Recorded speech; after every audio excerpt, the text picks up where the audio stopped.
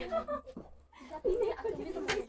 Friends, this is Vijay Raj Pushp and welcome to learner eyes by BRP. आइए एक बार फिर से आपका हार्दिक स्वागत करते हैं प्राचीन भारत का मूल्यांकन में पार्ट 4 और ये लास्ट वीडियो होगा प्राचीन भारत का। अब देखिए, अगर अभी तक आपने प्राचीन भारत का वीडियो नहीं देखा, वैदिक सभ्यता, हड़प्पा सभ्यता, ऋग्वैदिक काल, उत्तर वैदिक काल नहीं, या उसके बाद अगर आपने प्राचीन भारत में बहुत सारे पार्ट है, मौर्य वंश है, संगम वंश है या मगध का है, तो उन सब जाकर आप वीडियो देख सकते, सभी अपलोड कर दी गए। अभी जो चल रहा है, जो आपने पढ़ा है प्राचीन भारत, उसी का मूल्यांकन कर रहे हैं। मूल्यांकन यानी पढ़ने के बाद आपको सबसे पहले हम वन लाइनर बताते हैं और उसके बाद हम आपको क्या करते हैं, कुछ क्वेश्चन देते हैं जिसको आपको जवाब देना पड़ता है।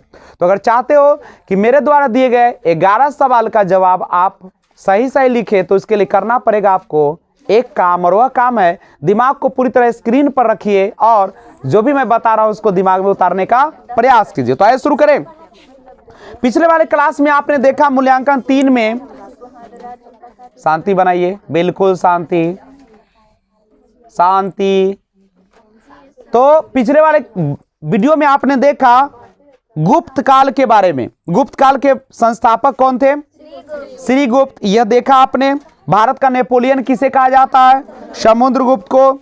चंद्रगुप्त के 9 रत्न में से कौन से फलित ज्योतिष से संबंधित था? तो छपनक था। उसके बाद आपने देखा कि गुप्त काल में लिखित संस्कृत नाटकों में स्त्रियों और शूद्रों के संवाद किस भाषा में है? प्राकृत भाषा में। गुप्त वंश का अंतिम शासक कौन था? विष्णुगुप्त। तो ये आपने पिछले वाले वीडियो में देखा। आज शुरुआत करते हैं गुप्तोत्तर काल। गुप्त काल के बाद क्या हुआ, ठीक है? अगर जानना चाहते हो तो सबसे पहले इस चैनल को लाइक कीजिए, सब्सक्राइब कीजिए और बेल आइकन को ऑल पे प्रेस करने से पहले इसको लिंक शेयर कर दीजिए। ओके, तो बढ़े, आइए शुरुआत करें। गुप्तोत्तर काल पूछेगा गुप्तोत्तर काल क्या, तो बता दीजिएगा। गुप्त काल के बाद के समय को क्या कहा जाता है? गुप्तोत्तर काल। सुनिएगा, पहला, गुर्जर प्रतिहार वंश की स्थापना किस शासक ने की? तो गुर्जर प्रतिहार वंश की स्थापना नागभट्ट प्रथम ने की। कौन किया था? एकदम दिमाग में उतारिए, टेस्ट में आपका नंबर आना चाहिए। गुर्जर प्रतिहार कहीं से नहीं पढ़ा रहे हैं, मैं वन लाइनर बता रहा हूं। बुक सब बंद करिए, दिमाग को ओपन कीजिए, दिमाग कंसंट्रेट कीजिए, पानी पी लीजिए एक गिलास।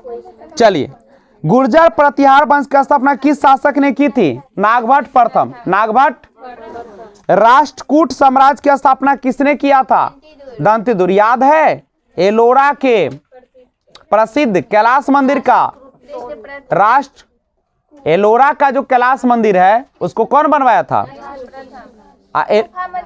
हाँ, एलोरा का गुफा मंदिर कहेगा तब कौन होगा? राष्ट्रकूट होगा। तो गुप्तोत्तर काल में भारत में मुख्यतः किसका आयात किया जाता था? घोरों का। किसका? घोरों का।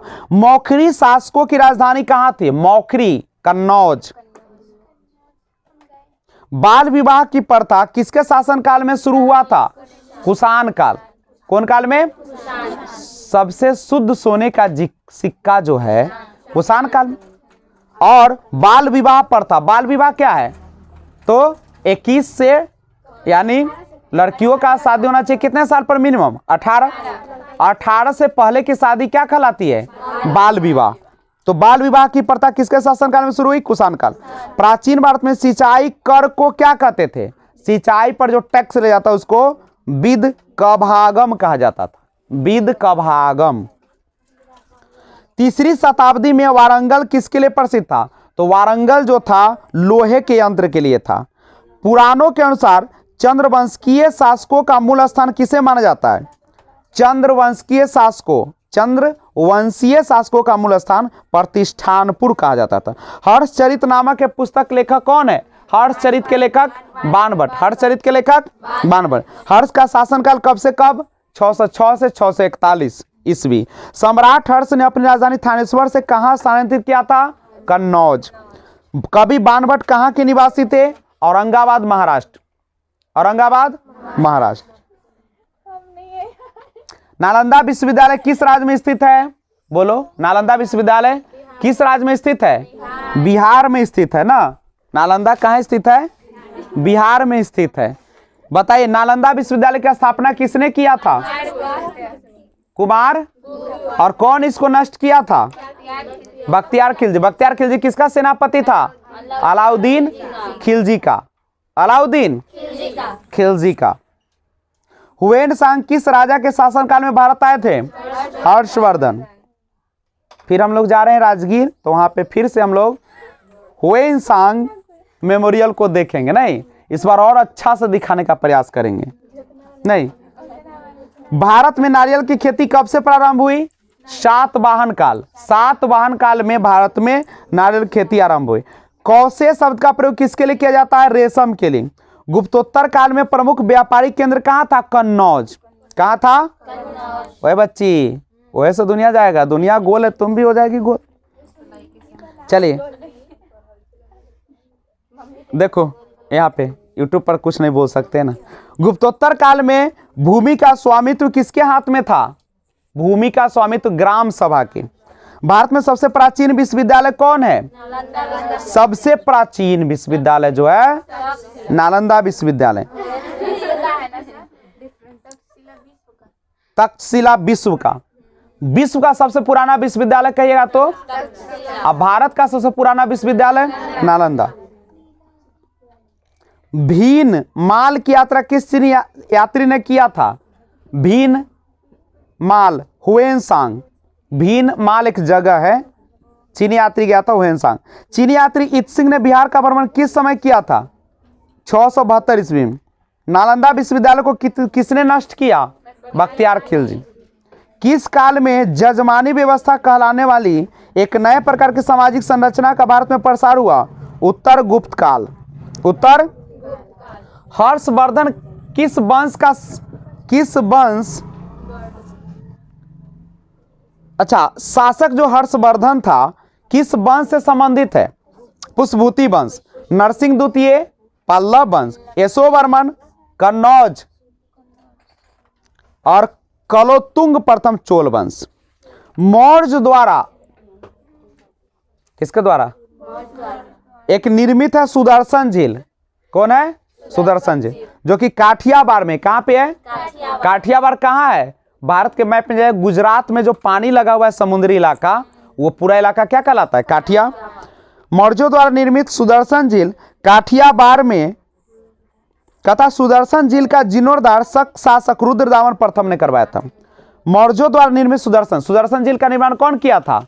सुदर्शन झील का निर्माण कौन किया था? मौर्य। और इसका जीर्णोद्धार कौन करवाया था?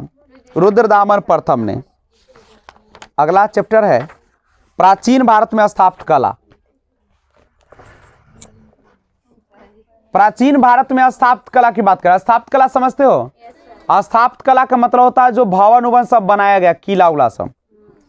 खजुराहो का मातंगेश्वर मंदिर किस देवता को समर्पित है? खजुराहो का मातंगेश्वर मंदिर जो है शिव को समर्पित है। 100 से अधिक बौद्ध गुफाएं कहाँ है? कन्हेरी महाराष्ट्र। पालीताना मंदिर किस नगर में अवस्थित है? भावनगर। त्रिमूर्ति के नाम से कौन सी गुफा विख्यात है? त्रिमूर्ति, एलिफेंटा। खजुराहो मंदिर हिंदू और जैन धर्म से संबंधित है। इसका निर्माण कराया था चंदेल शासक ने।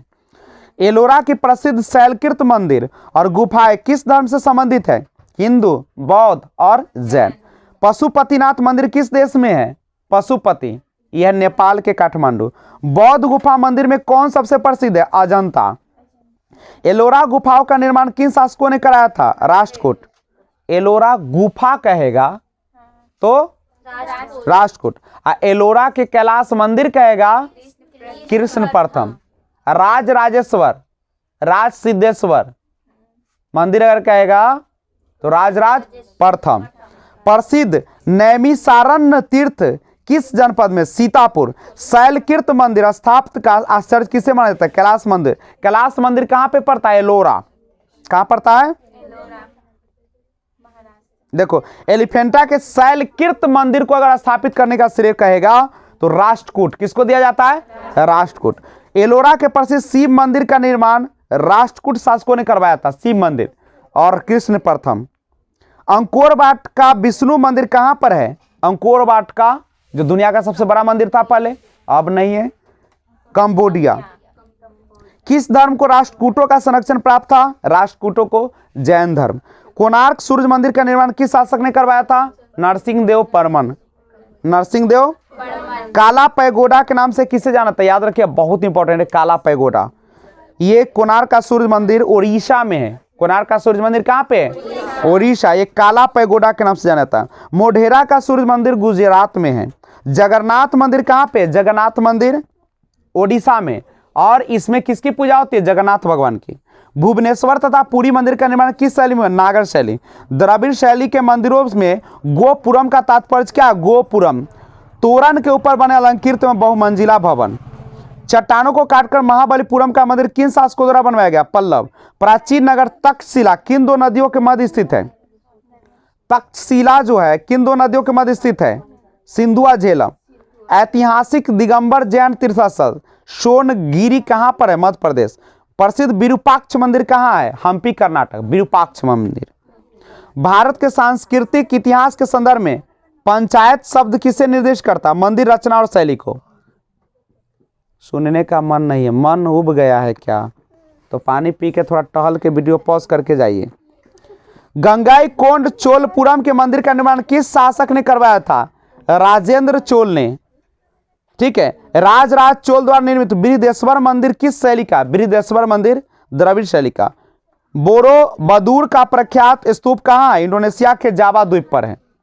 और लास्ट के बढ़ने से पहले एक और चीज देखा जाए, दक्षिण भारत के राजवंश एवं संगम युग। अब हम लोग चलते हैं दक्षिण भारत। दक्षिण भारत तमिलनाडु साइड में चलेंगे नहीं, और वहां पे देखते हैं कुछ राजवंश के बारे में। सुनिएगा, चालुक्य वंश का सबसे महान शासक किसे माना जाता है? चालुक्य वंश का सबसे महान शासक कौन है? तो पुलकेशिन द्वितीय। पुलकेशिन द्वितीय, समझा लो। चालुक्य वंश का सबसे महान शासक कौन था? पुलकेशिन द्वितीय। दक्षिण भारत का कौन सा राजवंश अपनी नौसैनिक शक्ति के लिए प्रसिद्ध था? नौसैनिक। चोल वंश। मामल्लपुरम में रथ स्मारकों का निर्माण किस वंश के शासकों ने करवाया था? पल्लव। महाबलीपुरम के रथ मंदिरों का निर्माण किसने करवाया था? महाबलीपुरम के रथ मंदिर नरसिंह वर्मन प्रथम। नरसिंह वर्मन प्रथम ने करवाया था। पांड्यराज किस वस्तु के उत्पादन के प्रसिद्ध है? मोतियों के लिए। किसके लिए? चोल काल में निर्मित नटराज की कांस्य प्रतिमा की देवाकृति किस आकार की है? चतुर्भुज। कवि कालिदास के नाम का उल्लेख किस लेख में हुआ है? कालिदास ऐहोल। कालिदास किसके दरबार में रहते थे? चंद्रगुप्त द्वितीय। चोलों का राज किन क्षेत्रों में विस्तृत था? कोरोमंडल तट एवं दक्षिण के कुछ भाग में। किस राजवंश के शासक अपने शासनकाल में अपना उत्तराधिकारी घोषित कर देते थे? माने शासनकाल चलता था, अगला राजा भी घोषित कर देता। चोल वंश। चोल साम्राज्य को अंत तक किसने समाप्त कर दिया? मलिक काफूर, जो कि एक हिजरा था ना। मीनाक्षी मंदिर कहाँ है? मीनाक्षी मंदिर मदुरै। चोलों के अधीन ग्राम प्रशासन के बहुत से आलेख किन शिलालेख में? उत्तर मेरूर। किसके कार्यकाल में चीन में 72 व्यापारी भेजे गए थे? कुलोतुंग प्रथम। बंगाल की खाड़ी को चोल झील का स्वरूप प्रदान करने वाला शासक कौन था? राजेंद्र प्रथम। संगम साहित्य में किस दक्षिणी राजवंश का उल्लेख नहीं मिलता है? कदम। धार्मिक कविताओं का संकलन कुरल किस भाषा में है? तमिल। कदम राजाओं की राजधानी कहाँ थी? बनवासी। ये सब सुन लीजिए। तमिल रामायण अथवा रामावतारम का लेखक कौन है? कंबन। तमिल रामायणम अथवा रामावतारम का उल्लेख है कंबन। श्रीलंका को पूर्ण स्वतंत्रता किस चोल राजा ने प्रदान की? बोलिएगा। श्रीलंका को पूर्ण स्वतंत्रता किस चोल राजा ने प्रदान की और सिंघल के राजकुमार के साथ अपनी पुत्री का विवाह किया था? कुलोतुंग प्रथम। दक्षिण भारत का प्रसिद्ध तकोल्लम का युद्ध किसके युद्ध हुआ था? तकोल्लम। चोल राष्ट्रकूट। वह बंदरगाह जिसका उल्लेख पोडू के नाम से दी पेरिप्लस ऑफ द इरिथ्रिशियन सी के लेखक ने किया है? अरिकामेडू। संगम साहित्य में वर्णित कन्नगी। कन्नगी कौन है? तमिल महाकाव्य मणिमेखलाई की नायिका है। संगम युग का कौन सा ग्रंथ बौद्ध धर्म से संबंधित है? मणिमेखलाई। दक्षिण भारत के किस वंश के राजा ने 26 ईसा पूर्व में रोम में एक दूत भेजा था? पांड। तोलकाप्पियम ग्रंथ किससे संबंधित है? तमिल व्याकरण और काव्य से। किस नदी को पांडराज की जीवन रेखा कहा जाता है? बेंगी। कन्नड़ साहित्य के त्रिरत्न कौन है? पंपोन रन जो है कन्नड़ साहित्य के त्रिरत्न है। संगम काल के चोल शासकों में सबसे प्रतापी शासक करिकाल। महाभारत के सर्वप्रथम तमिल अनुवादक कौन थे? पेरुंदेवनार। दक्षिण भारतीय प्रसिद्ध महाकाव्य कूरल के लेखक कौन है? तिरुवल्लुवर। संगम युग में चोल शासकों का धर्म क्या था? शैव। संगम युग के शास्त्रीय ग्रंथों की रचना काल क्या है? 100 ईसा पूर्व से 100 ईस्वी। संगम ग्रंथों में उल्लिखित मुरुगन किस देवता से के साम्य रखते? स्कंद। स्कंद। प्राचीन तमिल देश में उपजाऊ कृषि भूमि को क्या कहते हैं? मरुदम। मरुदम। संगम युग में चोल राज की राजधानी उरैयूर से पुहार स्थानांतरित करने का श्रेय दिया जाता है करिकाल को। संगम काल में सर्वाधिक प्रचलित व्यवसाय क्या था? संगम काल में सबसे ज्यादा प्रचलित व्यवसाय जो था वस्त्र उद्योग। तमिल साहित्य में यूनानी रोमन व्यापारियों को क्या कहते हैं? यौवन। किस संगम युगीन शासक द्वारा पत्नी पालव के रचयिता रुद्रकनार को 16 लाख स्वर्ण मुद्रा प्रदान की गई? करिकाल। वह संगम कालीन तमिल साहित्य जिसमें भक्त प्रहलाद की वर्णन प्राप्त है? परिपादल। किस पांड्य शासक ने समुद्र पूजा आरंभ करवाई? नेरियोन। राजेंद्र प्रथम ने गंगाईकोंड चोलपुरम को अपनी नई राजधानी बनाया तथा स्वयं गंगाईकोंड चोल की उपाधि धारण किया। तो ये था दक्षिण भारत, इसलिए आप लोगों को आश्चर्य लग रहा था, इससे ज्यादा क्वेश्चन आते। दक्षिण भारत में सब में रहता है चोम चिम कुम ना लगा रहता है ये सारा चीज, तो ध्यान रखिएगा, थोड़ा सा टफ है, पूछता नहीं है। और अब हम लोग प्राचीन भारत का अंतिम चैप्टर का मूल्यांकन करने चले हैं और इसके बाद प्राचीन भारत पूरा क्या हो जाएगा? समाप्त हो जाएगा। उसके बाद आराम से किताब खोलेगा, पूरा प्राचीन भारत एक से लेकर अंत तक जो है प्राचीन भारत का खत्म करेगा और उसके बाद नया चैप्टर शुरू होगा मध्यकालीन भारत। लेकिन हम चाहते कि मध्यकालीन भारत अभी नहीं पढ़ाए, आपको भूगोल में भी पढ़ा दे, क्योंकि बिहार पुलिस का एग्जाम नजदीक आ गया है, समझे? तो अब हम लोग शुरुआत करेंगे कल से। कल से क्या शुरुआत होगा? ज्योग्राफी शुरू होगा। कल से भूगोल शुरू होगा, समझे? कल से भूगोल क्लास लगेगा और कल से बायोलॉजी भी खत्म हो गया, बायोलॉजी पूरा पढ़ लीजिएगा। अब जो ज्यादा क्वेश्चन आते हैं कहां से? अब छुटका को केमिस्ट्री पढ़ा देते हैं, ठीक है? फिजिक्स पढ़ाने में लंबा समय लगेगा, एग्जाम का समय नजदीक है, इसलिए केमिस्ट्री पढ़ाकर समाप्त करेंगे। नहीं समझ रहे हो बात को? तो आइए अंतिम का मूल्यांकन करते हैं और उसका नाम है प्राचीन साहित्य एवं साहित्यकार। अब कौन से किताब, कौन से साहित्य का रचना कौन किया, इसके बारे में जानकारी प्राप्त। रेडी है? तैयार है? तो करें शुरुआत। चलिए आप लोग अब बोल सकते हैं, सुनिएगा। ऐसे 2-4 क्वेश्चन पहले बोरिंग है, देख लीजिए। हिंदू विधि की एक प्रसिद्ध पुस्तक दाय भाग के रचयिता जीमूतवाहन। दाय भाग के रचयिता जीमूतवाहन। मेरुतुंग द्वारा रचित प्रबंध चिंतामणि में किन शासकों का वर्णन? गुजरात के शासक। आर्यभट्ट कौन थे? आर्यभट्ट भारतीय गणितज्ञ तथा खगोल शास्त्री। बंगाल के शासक रामपाल की जीवन कथा रामचरित के रचयिता कौन है? संध्याकर नंदी। कलहन द्वारा रचित राजतरंगिणी को किसने आगे बढ़ाया? बोलिएगा, कलहन द्वारा रचित राजतरंगिणी को किसने आगे बढ़ाया? जोनराज एवं श्रीवर। पंचतंत्र मूल रूप से किसके द्वारा लिखी गई है? पंचतंत्र के लेखक कौन है? पंचतंत्र के लेखक विष्णु। अष्टाध्यायी के रचयिता कौन है? पाणिनि। चरक संहिता नामक पुस्तक किस विषय से संबंधित है? चरक संहिता कौथी से संबंधित है? बोलो तो। चिकित्सा से संबंधित है। पृथ्वीराज रासो के रचयिता कौन है? चंद्रबरदाई। पृथ्वीराज रासो की रचयिता कौन है? चंद्रबरदाई। कौन है? चंद्रबरदाई। कुछ बच्चे जो पढ़ने में मन लगता नहीं है उस समय से चुटुर चुटुर कर रहे हैं, एक को दास्ती नहीं रहते। क्या जीवन बनाओगे? माँ बाप के आशा पर पानी उझिल रहे हो। नहीं, एकदम बैठ गया है, एकदम धैले है। पृथ्वीराज रासो के रचयिता कौन है? पृथ्वीराज रासो। इन्हें संभालते तालु कौन ने? कौन रोग लागल है? वायरस उरस के फैल गया है क्लास में। पृथ्वीराज रासो के रचयिता कौन है? चंद्रबरदाई।